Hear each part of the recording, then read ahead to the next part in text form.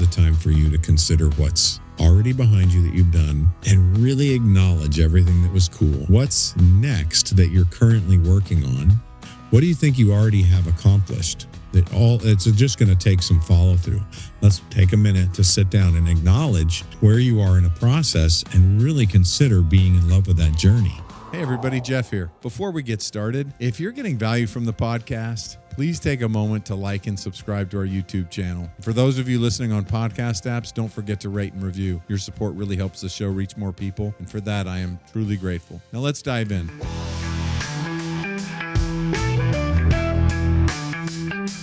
Welcome to the Point with Jeff Fikes. Okay. Hello, and welcome to The Point. What an exciting day to sit or stand or drive, whatever you're doing, and consider all that you've accomplished this year. What is it that you've done that's exciting, cool, fun, had you feeling fulfilled and accomplished and positive? Now's the time to make that list. Whether it was on a goal sheet or not, now's the time that you make the list of all the things you've done so far this year. And then continue it in another section, or in however it suits you to do. Continue the list with all the things you're planning for the rest of the year. What are the outcomes that you're expecting? This is the time of year when we begin to bring the conversations forward so you can benefit by having the reminder to double check and set new goal standards and consider what can you do right now to make sure you hit the rest of your goals and targets for this year. Because what's going to happen? You're in vacation season. You're about to transition from vacation season into school, fall, holidays. Like as we bring the summer through to a close, how are we going to move into those more busy times, more festive times where there's a lot of different expectations of what the parties and the events. You may have school payments coming up, fraternal or sorority payments. You might have all types of expenses coming up that are related to starting a new year, depending on where your fiscal year is. You have, in your business, you have different strategies working. Either way, right now is the time for you to consider what's already behind you that you've done and really acknowledge everything that was cool. What's next that you're currently working on? What do you think you already have accomplished? It's just going to take some follow through. Let's take a minute to sit down and acknowledge where you are in a process and really consider being in love with that journey. Your sense of fulfillment will help you carry through the rest of the year and certainly through this next season change. The alternative is to sit with the summer as the humidity rises in different areas and it gets a little warmer or a little less comfortable there's the alternative to be uncomfortable and to be bogged down by some of that, be bogged down by all of the amount of activities that need to start if it's back to school or if it's just the fact that traffic's going to change again. And the way you ebb and flow with that is going to be different. Either way, there's a change coming that it's important for you to stay on top of as far as bringing that high-level vision back down into view and consider how you've been progressing towards it. Now, the other thing that you can do is any at-risk items that you think you might not hit, put that in a framework where you can really consider what could be done to ensure that gets accomplished still this year. Maybe in March or April, you had set something aside and decided to hold or pause. Maybe there's an opportunity that has come up. When we pause or put something on hold, it tends to go a little out of mind. And by bringing it back up, you might see a spot where that can be reinstalled or reinvigorated as a goal. So mid-year checks, summertime is here. Vacations are either being completed, or underway. But the end is in sight, and the next steps are right in front of us. How will you continue this year as powerfully as you have been performing in it so far? How will you continue the year? Because next quarter, you're going to begin to consider how you can start how you can start 2026. Now, let's not get too far ahead of ourselves, but just remember that fairly soon you will be considering how to close out this year and what that means for the next. Now, if you're here listening or watching to this show, then you're of the mindset and the understanding that abundance is here and that there's a huge amount of opportunity. There was a discussion happening around the idea that many of us in our mindset are still back in the days when filing cabinets were the primary use of storage, and now everything's done in the cloud and online. The difference of then in how we think is really nothing different than realizing that we were thinking with less resources than we have today. If you're watching this show and if you're participating here, you feel empowered and invigorated by the idea of all of the additional tools available to you and resources available to you to accomplish more and better. And you're leaning into how to exercise those things, or you're considering how to lean into those things, how to lean into different types of AI, whether it's something creative you're building in Canva to make a presentation or just to have fun with your family. Helps you be more creative, helps you put your thoughts into a level of organization, helps you brainstorm so that you can more easily access, some better verbiage around better ways of communicating things you've thought of and dreamt of or wanted to communicate for a long time. It's absolutely an increase of resources at our fingertips. And if your mind is still back in the days where you would have to be in a physical location to access a filing cabinet, to go in and remember that article you clipped or that thing you found, the notes you took or the notebook you were writing in, I still love a good notebook. You may still love a good notebook. You may enjoy the idea of putting pen to paper, and you may have a plethora. Let's look at this and talk about it. What tools? Let me grab this. Let's just grab this really quick. I'm going to bring this up. I just don't want to lose the microphone so you can't hear me. So let's think about the different resources you may have that allow you to maintain your creativity.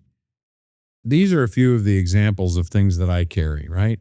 You may really enjoy Daryl Fusaro of The Funniest Thing with Daryl and Ed. Turned me on to these graphic design pens. The number 3 is his favorite one. And then I have highlighters and different colored pens. Figma Graphic 3. And they make Figma Graphic 2 and 1. And the idea is you may enjoy, especially if you're more tactile, right? If you had taken our processing strengths assessment and you found that you were more of a tactile person, you will enjoy having some of these types of things to work with. You also might prefer a fidget tool or something else. Here's another set of pencils and pens that I carry with me. And the idea is that at any time I want to feel or be creative, I can use one of these notebooks or journals or journals, as we say, a journal, another creation of our friend Daryl. If many of you are looking to always do things on the cloud and to move yourself away from the constraints of documenting things on paper. You may be learning to take notes, to depend on AI to take notes for you, and you may just want to put journals all the way down. Maybe you're finding ways to be creative and have those ways of expressing yourself or just releasing tension or allowing yourself to stay focused by doing that electronically. But if not, you may also love an old-fashioned notebook. I love these. They fit in the back pocket really well. They never really break. They work really well. And I don't get paid for saying that.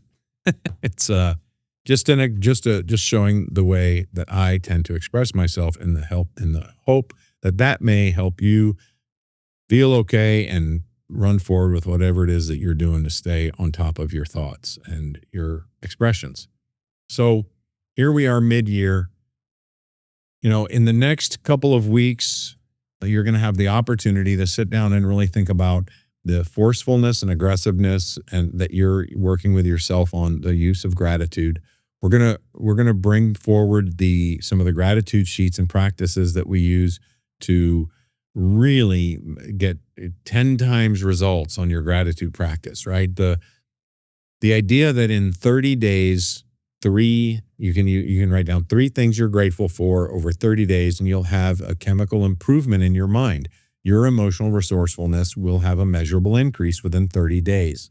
We have a way of doing that where when people use these gratitude worksheets and they use each segment of it, what happens is that you are able to have that same result that you would have in 30 days within 3 days. And we've had people reporting that they have any varying degree of success with that between 3 to 7 days, that there's a measurable difference in how you feel. So we're going to dig deep into how that works, how you might customize some of those sheets and those formats, how you might make them electronic, as well as some creative and interesting ways to visualize your day that gives your critical mind a task and a job of something to do, to focus on, so that you can stay in that emotionally resourceful and creative zone, protecting yourself from falling into unresourceful mental habits and thought patterns. So that's what there is for you to look forward to as we come into these next few episodes. And as we're doing that, we're going to be talking about our new name and how we're going to move forward into more of the realm of what quantum strengths is, and how you can move forward in the best of yourself in the consideration of all of the resources that are available to you in the universe. And that will include some ideas and thoughts around how to process and deal with cycling through trauma better, so that even if just something basic happens in your life that feels traumatic, we don't always realize this, but having a wisdom tooth removed is a traumatic physical thing. So it's an easy thing to not worry about imprinting any ideas or thoughts of something bad that may happen, but also talk about how when you have a stress to your body, that it is a form of a trauma, and it makes a nice correlation. But the other one would just be simple physical training, and when you get sore from some form of body movement that you're not accustomed to. I rode 43 miles on a bicycle last week on a Saturday, and there were definite things that were painful. Mostly had to do with the touch points to the bicycle, wrists and those seat bones being sore because of the fitness routine. My legs were okay. A lot of things were okay, but those touch points were sore, and that's really a thing, right? So that is a trauma to the body. So the idea is, how do you release that and let that flow? Because the frontal lobe, Peter Levine and some other experts would say that the frontal lobe will keep you from allowing that to flow through, and will become something that you store, that becomes a reason to do or not do something, and chips away at your power of choice. So that's what you have to look forward to. Do your assessments of what you've done this year so far. Get excited about what's to come.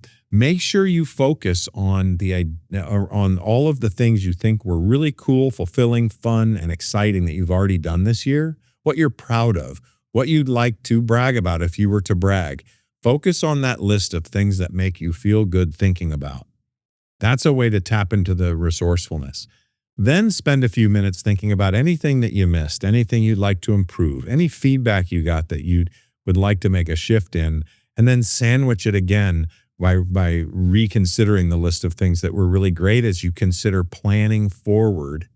Make better on things that were possibly limiting you, or that were feedback that you got that caused you to think that there was time for some change, and what goals you need to reinvigorate and put on the plate, as well as the ones that are coming. So follow that practice this week, and over the next few weeks, you will be able to accelerate a lot of the efforts that you're making in these focuses that I just explained that we'd be going through, especially the hyperdrive of gratitude that you get with the gratitude sheets that we have. That's it for today. Have a fabulous, fabulous day, and we'll see you next time. Thank you for joining us for another amazing episode of The Point with me, Jeff Spikes. Please visit jeffspikes.com for everything you would need to know to engage with me offline. And lastly, thank you for your time, your attention, and your consideration. This is The Point.